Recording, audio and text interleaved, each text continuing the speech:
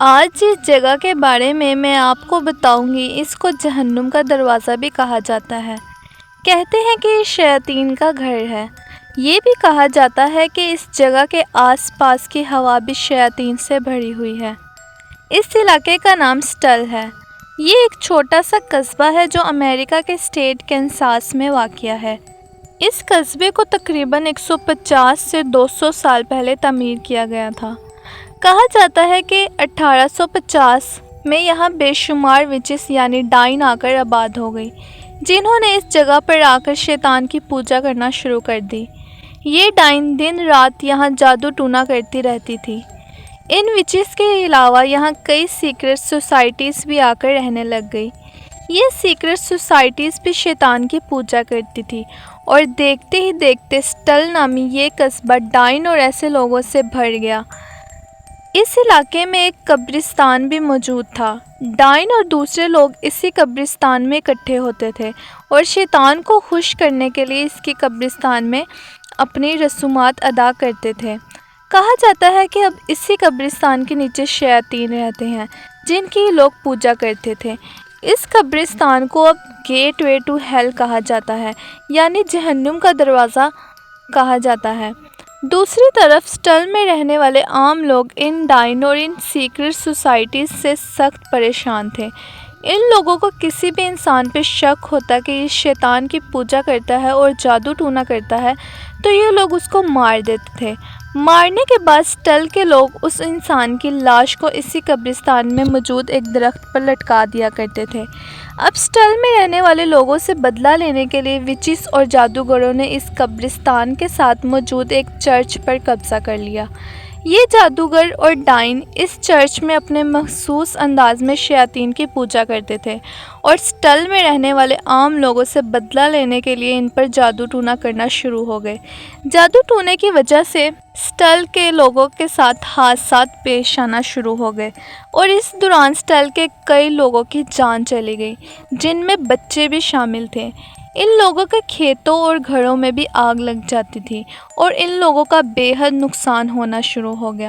بے پناہ مالی اور جانی نقصان اٹھا کر سٹل کے لوگ بے حد پریشان تھے اور بے حد غصے میں آ چکے تھے۔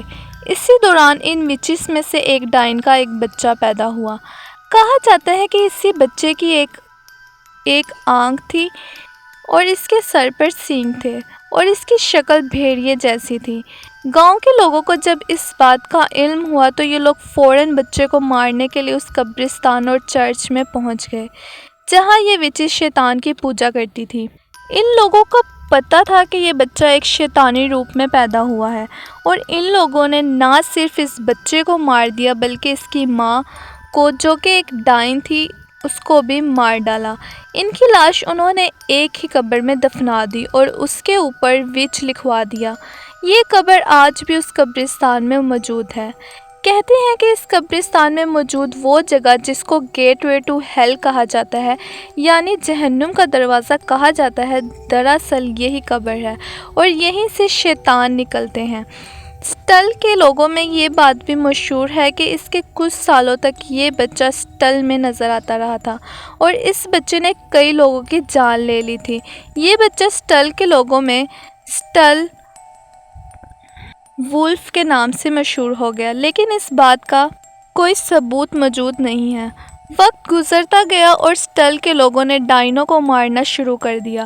یہ لوگ سٹل سے ان لوگوں کا خاتمہ کرنا چاہتے تھے، لیکن سٹل امریکہ میں ایک انتہائی کرسڈ اور ایول ٹاؤن کے نام سے مشہور ہو گیا۔ اس کو شیطان کا گھر کہا جانے لگا۔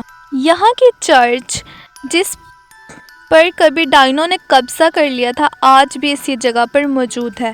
اس کی چھت نہیں ہے، لیکن اب یہ چرچ انتہائی پراسرار قصے کہانیوں کی وجہ سے مشہور ہے۔